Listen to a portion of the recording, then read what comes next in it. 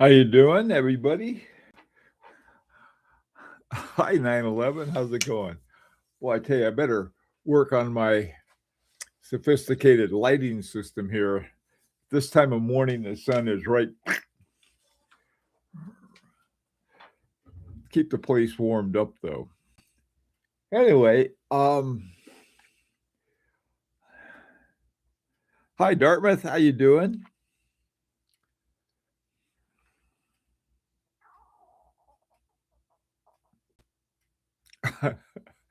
How you doing, neighbor? I tell you, today we have to we can. Today's our last day before we get more snow. I can do without that. Hello, Dark Star. Hey, you, Michael. Traveler, good to see you. Dominic, hi.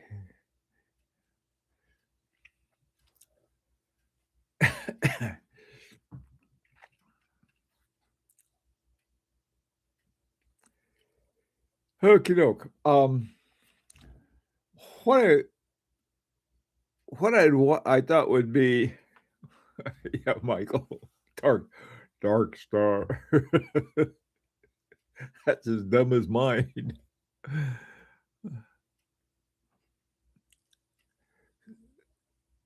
Clyde. Hi, Clyde. Good morning, Clyde Mills. Good to see you. Okie doke. Constant force. I was out looking around for stuff on constant force, and what I found was a lot of my own stuff. I mean, like nobody else seems to be talking about it too much, or at least very often. Either that, or I've been doing this too long, and I'm repeating myself. Anyhow, I thought I would start off and ask you guys what is your favorite constant force mechanism, and we can look at a lot of different kinds. The one that's sort of fun to think about is the Maltese cross. I don't know why the stop work on the Maltese cross. A lot of people, which really surprises me, but it shouldn't, I guess, is the fusee and chain, or chain and fusee.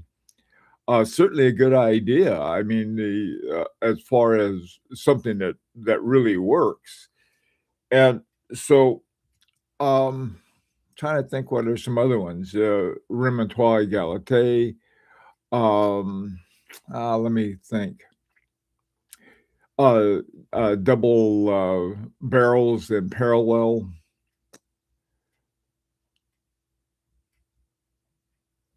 Hi, Ramstein. David Off. How are you? Two barrels in parallel because it's the easiest to understand.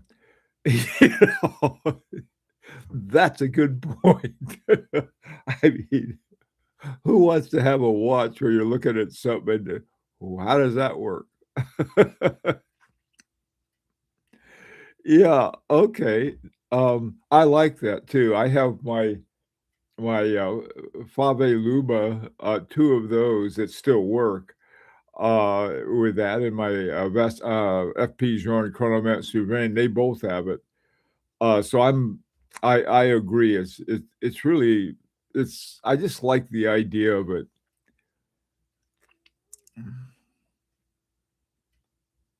Yeah, the Maltese cross, the stop work is very another one that's easy to understand. There's some other ones that I gotta find out more about, and these are like these double escapements. I'm not sure how they work, but they were something that was set up.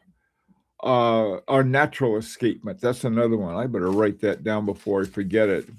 Natural escapement. I don't even know how a natural escapement works at all. I just know. I know theoretically how a remontoire égalité works, but when I ask Stephen Forzay how come there aren't more of them, he said because they're really hard. I thought that was sort of a good answer.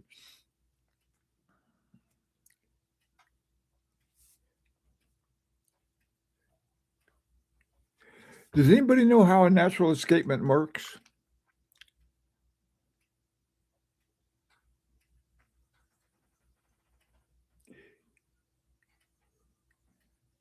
Yeah, Dominic, I agree. That's another one that the Fusilier chain. You know what I like even better though is Romain Gautier's uh, snail camon chain because it's thinner and you don't have that little tower thing that you have with the uh, Fusilier chain. But yeah, that's another one. It's easy to understand because it just keeps sort of keeping the force constant because of the when the mainspring unwinds, the fusee takes in the slack, which I think is a good idea.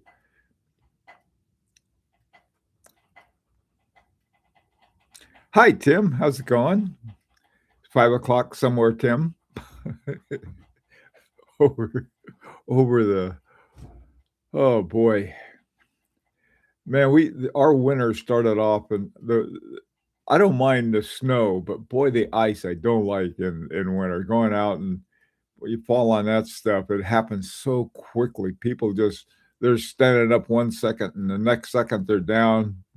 Hour later, they're in the hospital getting a broken leg or something. But okie doke. So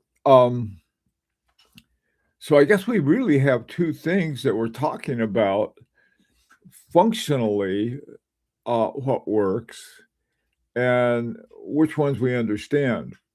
I think the Fuzzy and Chain is pretty easy to well, I won't say easy to understand, but once you think about it for a while, it's pretty understandable. Same thing with um, the Maltese cross. And the Remontois Egalite is another one of those that is easy to understand. I mean, you have a mainspring and it rewinds a little spring so that the and the little spring that it rewinds is regulates the feeding of the escapement into uh, the balance. So while it's easy to understand, so well, how do you do it? that's the hard part. The latest one that I've seen is very impressive is Lucas Sopranos that he had. And of course, yeah, this is what got me is that he didn't win anything in the Grand Prix, and he should have. Hi, Leighton Photo. How you doing? Fayres, good to see you. My favorite brand and constant force is Grubio Force Balancier.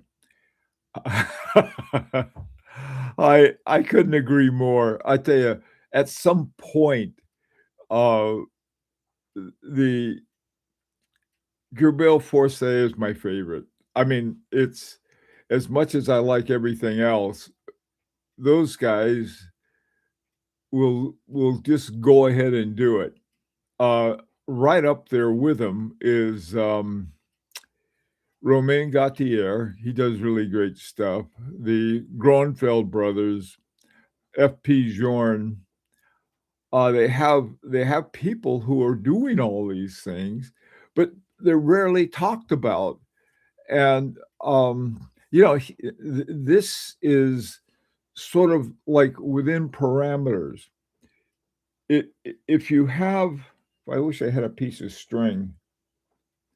If you had a piece of string and you just held it like that for constant force, and a straight line would be constant force, that would be a battery and a quartz watch. Okay. What you have with a typical mainspring is something that it starts up high and then it goes down to a sort of something like this, and then it goes down like that. So the trick is to catch it where you have the optimum power in there. Now, the Maltese, cross stop works, it simply stops the winding at a point where you got too much power. And I here's the other part of it. The On the other end, I don't know where and how the Maltese cross works with the stop work on the other end. In other words, you start sort of here's your place of your optimum, uh, I guess, power, optimum force, constant force, and up here is when you have it first wound. And so what the Maltese cross does, it stops it here and doesn't let it go higher where it's going to have more power. So you have the constant force across a certain place. Uh, Let me see, what are some other ones? The dual barrels in parallel is they keep constant force by each one working together so that there's less work for the whole mechanism that you're pushing it through. And that's why I like it too. I have a feeling that the constant force line instead of like this with double barrels is something more like that.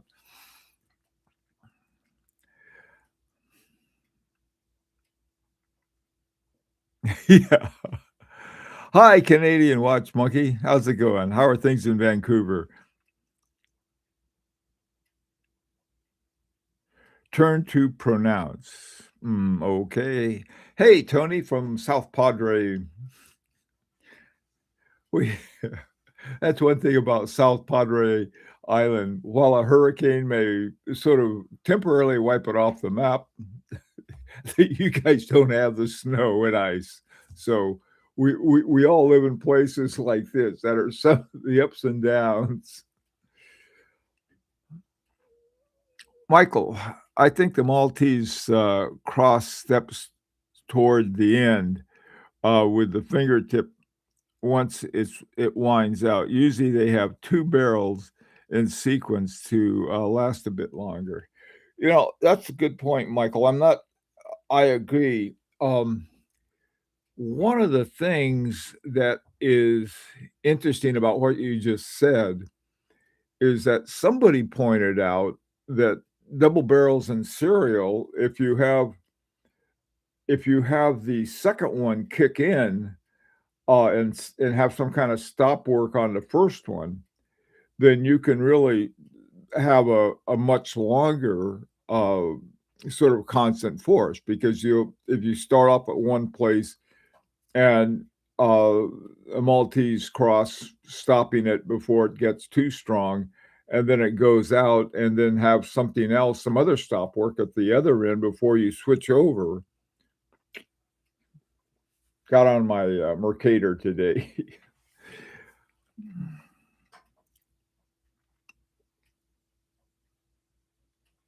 Yeah, yeah, that's a good point. Yeah, totally. Oh, okay. What are some other kinds of well, you know, in going back, you have um, there are, let's say, we'll call them. I don't want to use the word non-traditional, but I'll say they're cheaters. Okay, a cheating solution.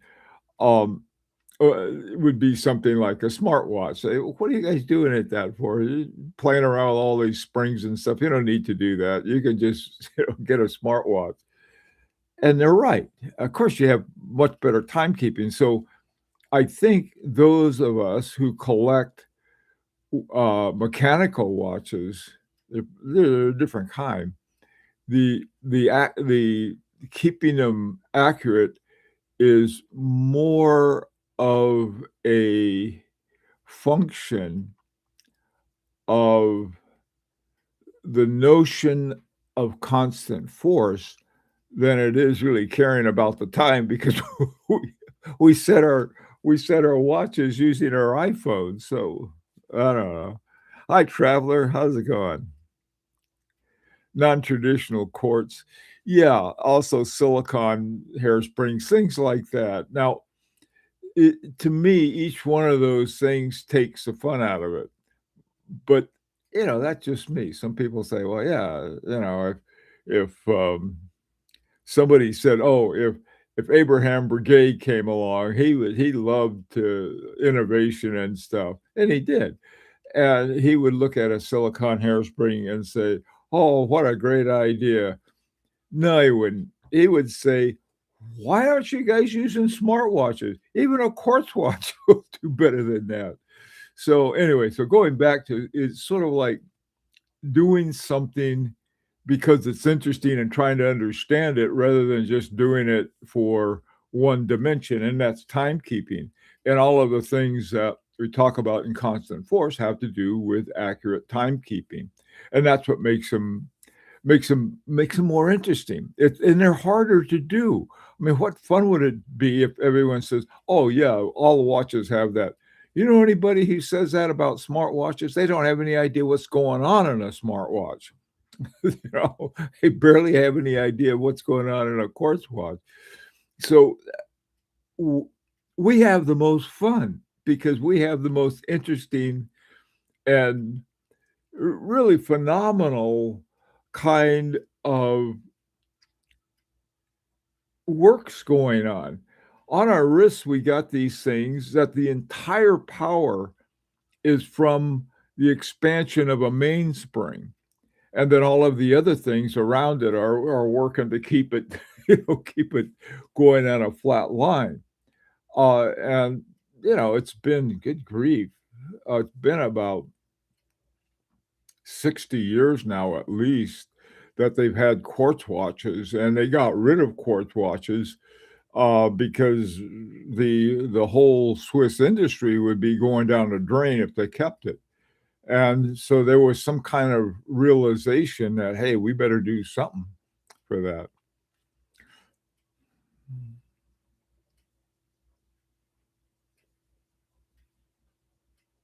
Yeah, right. Well, they have the silicon hairsprings have they're in a way they're a one trick pony. The one thing that they handle is the balance wheel, uh, the balance, whole balance mechanism. Your spring is not going to change. It's not going because of hot and cold. It's not going to expand or shrink, and also it's not affected by magnetic fields. Okay. However, you can't. There's no regulator to help it along one way or the other. You can't.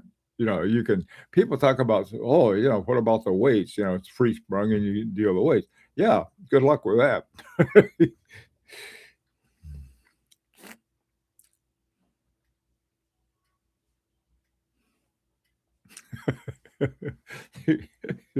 Silicon chip. Listen, the thing that I love to do with silicon or in a silicon environment. I mean, we're living in this whole thing we're doing is all silicon when we have these meetings.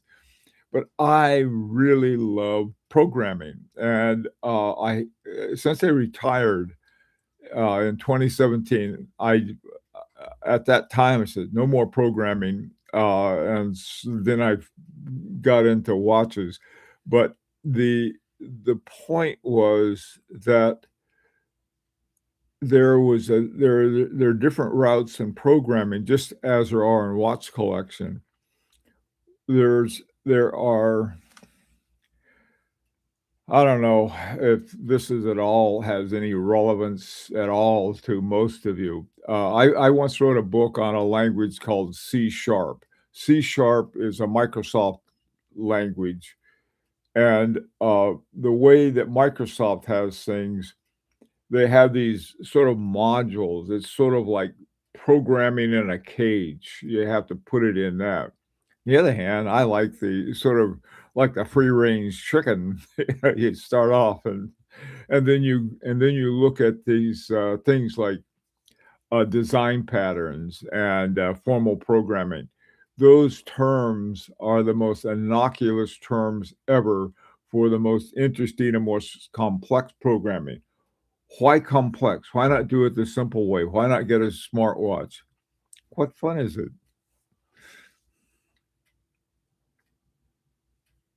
Hi, B Rock 17. Good morning.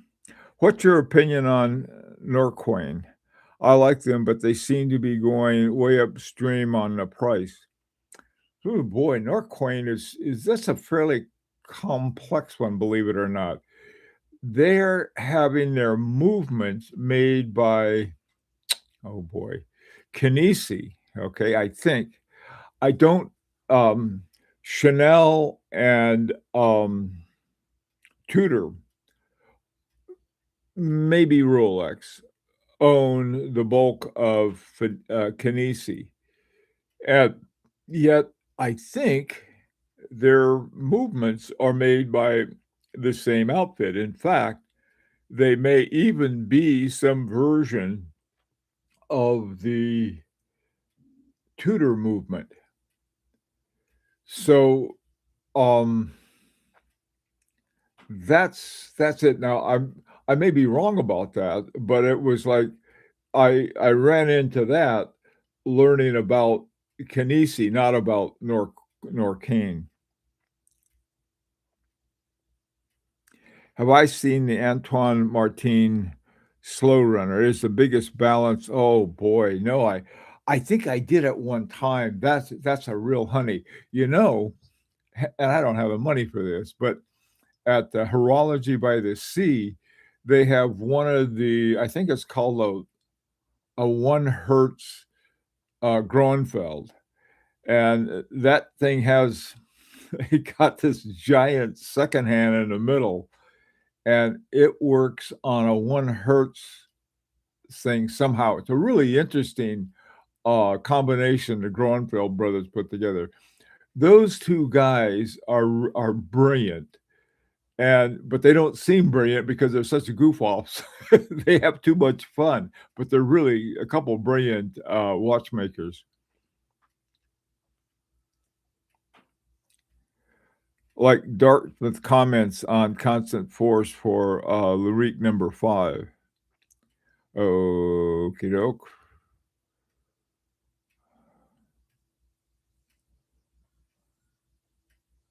Now, where's Dartmouth? Where's Dartmouth's comment? Could there be a Lyrique number 5 constant force model in our future?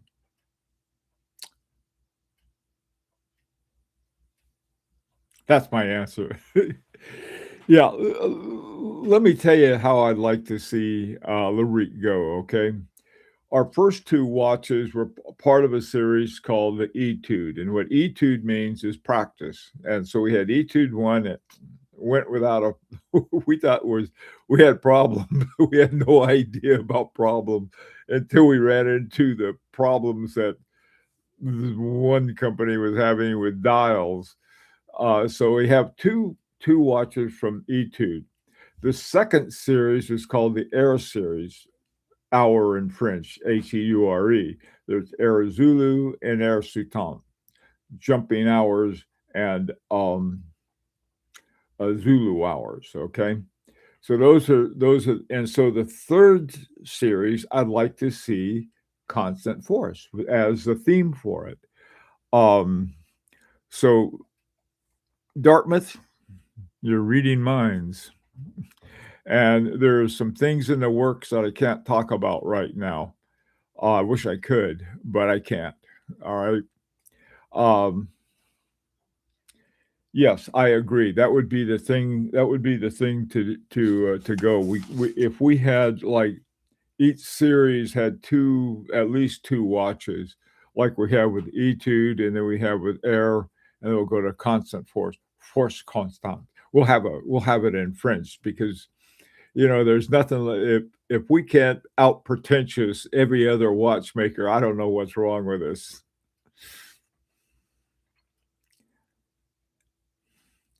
Hi, Lease Time. How you doing? Isa, how are you? The 2 watches I have that make me smile, the most are $600 Hamilton Khaki Field Mechanical and my 6K, Omega Seamaster 300 meters. Funny how that works.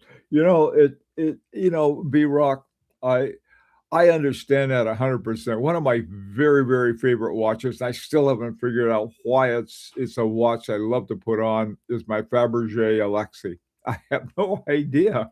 I just really enjoy that watch. It has it's automatic. I like hand wound. It's got a solid back. I like exhibition windows. In other words, it's got nothing that I usually like the most about watches, but there's something about it that I really like. And so you don't know sometimes what you like and is what you like.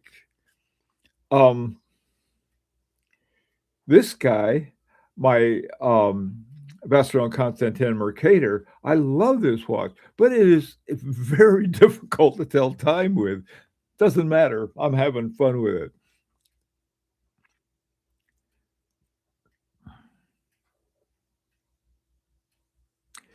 Yeah, um, Michael, this would be a time to do that where there's this one is going to be if it's working the way that I hope that it plays out, it's going to be huge. And I mean that without any hyperbole. Huge in terms horologically. Mm-mm.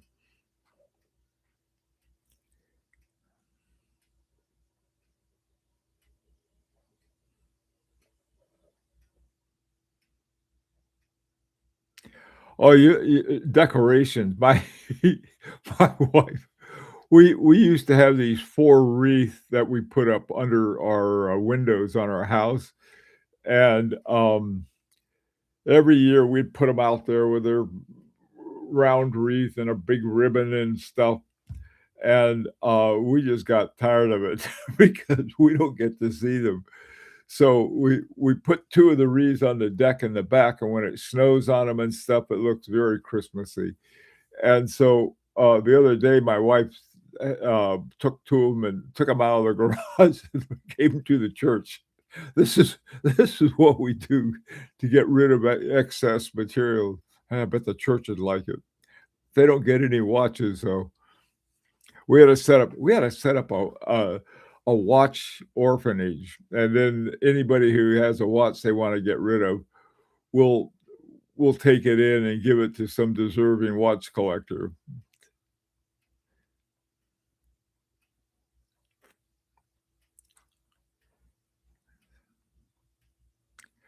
Isa, did see my new watch, which is, maybe Fabergé evokes memories of Russian czars. Well, yeah, Michael, it does. I mean, this is what's so funny about that watch. I I was so curious about the movement that I took the back off, and it has a Frederick Piguet movement 1060, I think, as a base for it. Wonderful movement. Keeps great time too, by the way. So I took it off, and here's the rotor on my Alexei is the Russian Imperial Eagle. I think you can't even see it. They got a solid back. Why would you have a rotor with this Imperial Eagle and not be able to see it? It's really funny. Doesn't matter. I really like that watch. It's not my most expensive watch, by a long shot. It's just one I like.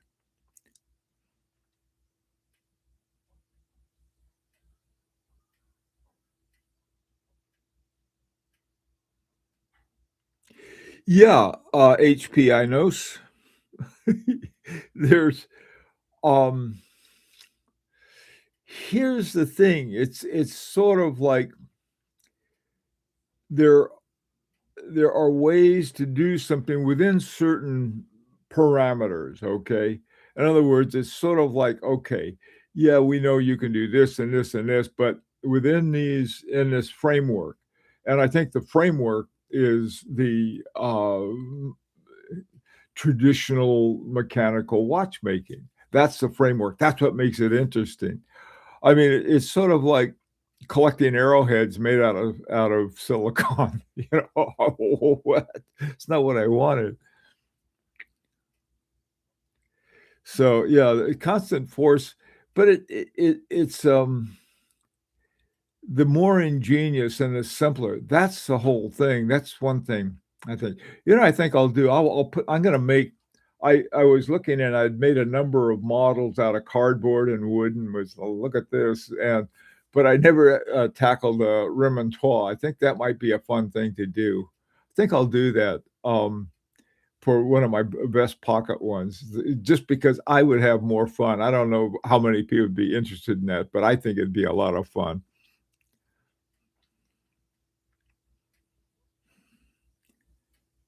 AI says that is it Al or AI says there are 3 main approaches, fusée and chain, torque, remontoire, and constant force, escapements. What this is there's something that's called a natural escapement that I'd be interested in. There's also the, HP, there's also the Maltese, cross, stop work, and, double barrels and parallel. All of those are the same thing. There's more than 3. Who is who is AI says there are 3 main approaches? Who's AI or AL? Either that, one of the 2. I don't know who that is. Trinio Year of the Dragon, you need to see it. I need to see the Year of a Dragon. Okay.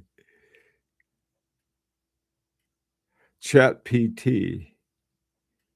ChatPT. GPT. I don't know what those are. You got me, HP. You got anything else? I'm missing something here.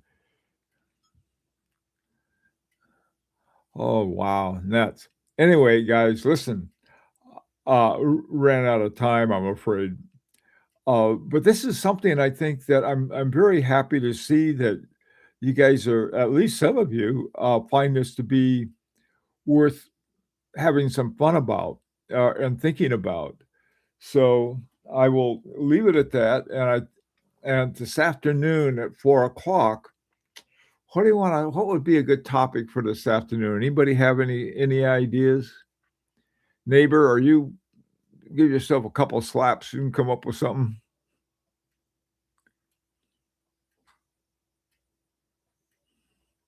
Yeah, I know, I wouldn't trust that guy, Michael. Yeah, yeah, Dartmouth, happy holidays, Merry Christmas, Happy Hanukkah, or whatever else you wanna celebrate. Take care, guys. See you this afternoon.